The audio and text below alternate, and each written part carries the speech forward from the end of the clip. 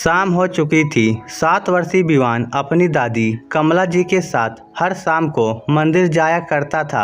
वहां से वापस लौटते समय विवान आसपास बने बाजार को देखकर खुश हो रहा था। इस कारण से उसका ध्यान सामने सड़क पर नहीं था। इतने में वह पत्थर से टकराकर गिर गया। गिरने से उसके घुटनों पर हल्की फुल्की चोट आ गई। उसके घुटनों पर चोट देखकर कमला जी का तो कलेजा ही मुंह को आ गया। घबराहट के मारे माथे पर पसीना चमकने लगा। उनकी आंखों में से आंसू बहने लगे। अपनी दादी को रोता हुआ देखकर विवान बोला, अरे दादी, आप रोती क्यों हैं? हल्की फुल्की चोट ही तो है। अब ये तो छोटी मोटी बात है, क्योंकि गलती तो मेरी ही थी। मैं ही रोड पर नहीं देख रहा था। विवान की बात सुनकर कमला जी अपने आंसू पोंछकर हल्के से मुस्कुरा दी, पर अभी भी उनके चेहरे पर घबराहट थी। पता नहीं बहू कैसे रिएक्ट करेगी। जैसे तैसे अपनी घबराहट और विवान के साथ वह घर की तरफ रवाना हुई। और आखिर वही हुआ जिसका उन्हें डर था। घर में घुसते ही बरामदे में बैठी विवान की मम्मी अर्थात कमला जी की बहू जानवी ने जब विवान के घुटनों की तरफ देखा तो उसका गुस्सा 7वें आसमान पर पहुंच गया और वह लगभग चिल्लाते हुए ही बोली, ये क्या है माँ जी? आपने आज भी विवान का कोई ध्यान नहीं रखा। मेरे बच्चे को चोट लगाकर ले आई। आखिर ध्यान कहाँ रहता है आपका? कितनी बार कहा है कि जब भी विवान को लेकर जाए तो उसका ध्यान रखिए, लेकिन नहीं, आप तो अपनी मौज मस्ती में लगी रहती है। लग गई होगी जरूर अपने किसी पड़ोसी या दोस्तों के साथ बातचीत करने में। गलती मेरी है जो मैंने उसे आपके साथ भेज दिया। अपनी बहू की बातें सुनकर कमला जी की आंखों में आंसू आ गए। वह इससे पहले कि कुछ कहती, उनकी बहू ने दोबारा चिल्लाना शुरू कर दिया। अब अपने ये झूठे मगरमच्छ के आंसू बहाना बंद कीजिए। सब जानती हूँ मैं आपके नाटक अपने आप को बेचारी और मुझे अत्याचारी साबित करने में लगी हुई हैं। अब क्या दिखा रही हैं आप दुनिया को? जानवी आसपास इकट्ठे हुए पड़ोसियों को देखते हुए बोली। आखिर बरामदे में तो खड़े होकर चिल्ला रही थी तो आसपास के लोग भी इकट्ठे हो गए। नहीं मम्मी, दादी की तो कोई गलती ही नहीं, वो तो मेरी गलती थी कि चुप कर ज़्यादा अपनी दादी का पक्ष लेने लगा है। और आप मेरे बच्चे को भड़काना बंद कीजिए। रोटी हमारी कमाई की खाती हैं और हमारे ही बच्चे को हमारे खिलाफ भड़काती हैं। मुफ्त की रोटी पचती नहीं है क्या आपको, जो मेरे बच्चे को ये सब सिखा रही हैं कि वह आपकी गलतियों पर पर्दा डालने पर लगा हुआ है? ऐसा कहकर वह विवान का हाथ पकड़कर उसे जबरदस्ती खींचते हुए अंदर ले गई और कमला जी वहीं अपने आंसू बहाते रह गई। आस पड़ोसी भी उन्हें बड़ी बेचारगी की नज़रों से देख रहे थे। थक कर वो वहीं बाहर रखी कुर्सी पर बैठ गई।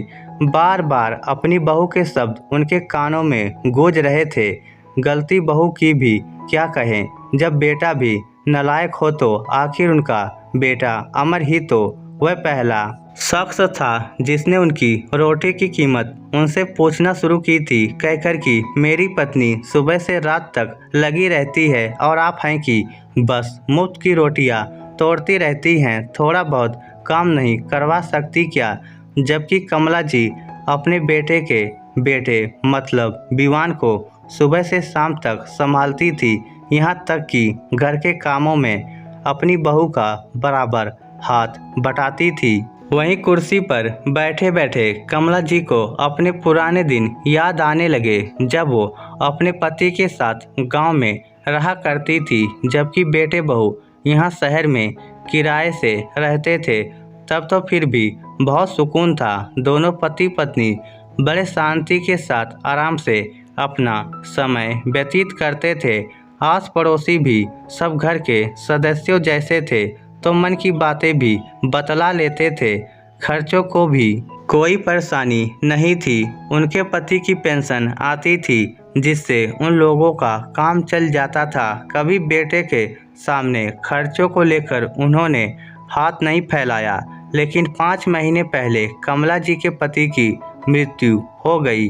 12वें तक तो जैसे तैसे अमर और जानवी वहाँ गांव में रुके थे, पर उसके बाद अमर ने हाथ खड़े कर दिए कि वह लोग बार बार गांव नहीं आ सकते। हालांकि कमला जी ने कहा भी था कि उन्हें कोई परेशानी नहीं है, वह गांव में अपने आस पड़ोसियों के साथ रह लेंगी।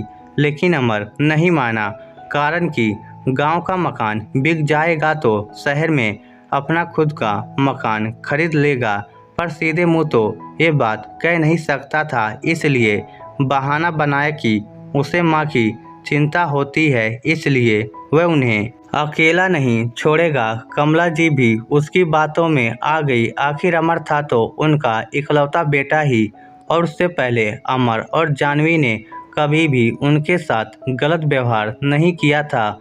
उसके बाद बार बार गांव ना आने की समस्या का समाधान ये निकला कि गांव का मकान बेचकर शहर में एक छोटा सा मकान ले लिया। जब कमला जी ने मकान बेचकर शहर में मकान ले लिया था, तब गांव के लोगों ने खूब कहा था कि मकान अपने नाम पर ही लेना। पर जब उन्होंने अमर से इस बारे में बात की तो अमर नाराज हो गया। माँ, आपको मुझ पर भरोसा नहीं है क्या? मैं आपका इकलौता बेटा हूँ, लेकिन मुझसे ज़्यादा आपको अपने पड़ोसियों की बात पर भरोसा है। मतलब वह लोग मुझसे ज़्यादा ज़रूरी हैं। और फिर 2 दिन तक उसने उनसे बात भी नहीं की। पर फिर कमला जी ने भी ये सोचकर मकान बेटे के नाम पर ले लिया कि अब मकान उनके नाम पर हो या बेटे के नाम पर क्या फ़र्क पड़ता है, उन्हें सिर्फ 2 वक्त की रोटी ही तो खानी है।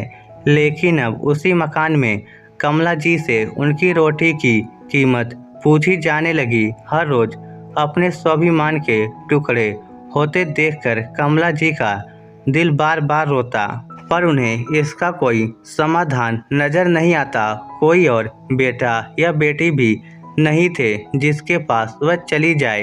प्रॉपर्टी के नाम पर सिर्फ एक मकान बचा है, जो भी बेटे के नाम से लिया था। अब उस पर मालिकाना हक कैसे जताए? बस ले देकर पेंशन ही आती है, जो भी बेटे बहू रख लेते हैं। पर जब इस बार पेंशन आई तो कमला जी ने उसे अपने बेटे बहू को न देकर अपने पास ही रख ली। पर इस पर भी बेटे बहू ने काफ़ी बखेड़ा खड़ा किया। पर इस बार कमला जी टूटने को तैयार नहीं थी। माँ, आखिर तुम इस पेंशन का करोगी क्या? घर का सामान डलवाना है, आप चुपचाप से पैसा दे दीजिए। नहीं, इस बार नहीं, बहुत सुन लिया मैंने। घर का राशन मेरे पैसों से आता है और मुझे ही ताने सुनाए जाते हैं कि मैं मुफ्त की रोटी तोड़ती हूँ। बस बहुत हुआ, अब और नहीं। अच्छा, तो अब आप हमारे खिलाफ खड़ी होंगी? हाँ, क्यों नहीं, आखिर मेरा भी स्वाभिमान है। क्या उम्र के साथ स्वाभिमान खत्म हो जाता है? मैं भी देखूं फिर आप इस घर में कैसे रहती हैं। ये घर मेरा है, मैं जब चाहूँ आपको घर से निकाल सकता हूँ। ऐसा करने की सोचना भी मत, इतनी कमज़ोर भी नहीं हूँ मैं। सुन लिया अपनी माँ को? देखा कैसे कैंची की तरह जबान चलती है इनकी। मैं कहती हूँ निकालो इन्हें अभी इसी वक्त। बस बहू, बहुत हो गया, बहुत बोल लिया तुमने और बहुत सुन लिया मैंने। मुझे पता था कि मेरी पेंशन आने के बाद तुम ये सब तमाशा ज़रूर करोगे, इसलिए मैंने अपना बंदोबस्त पहले ही कर रखा है। अच्छा, ज़रा हम भी तो देखें क्या बंदोबस्त कर रखा है। अगर तुम दोनों ने मुझे परेशान किया है तो मैं पुलिस की मदद लूँगी। जाइए, आपको जहाँ जाना है। देखें तो पुलिस भी क्या करती है। मकान तो हमारे नाम पर है। आखिरकार जब उनके बेटे बहू ने उन्हें ज़रूरत से ज़्यादा परेशान करने की कोशिश की तो उन्होंने एनजीओ और पुलिस की सहायता ली। आखिरकार एनजीओ और पुलिस की सहायता से कमला जी को मकान में एक कमरा दे दिया गया, जहां वह अपनी पेंशन से अपना भरण पोषण करती और स्वाभिमान के साथ रहती हैं। साथ ही साथ उनके बेटे बहू को ताकीद कर दिया गया कि अगर वह दोबारा उन्हें परेशान करते हुए पाए गए तो उनके खिलाफ एक्शन लिया जाएगा। इस स्टोरी को लेकर आपकी क्या राय है, नीचे कमेंट करके हमें ज़रूर बताइएगा। धन्यवाद।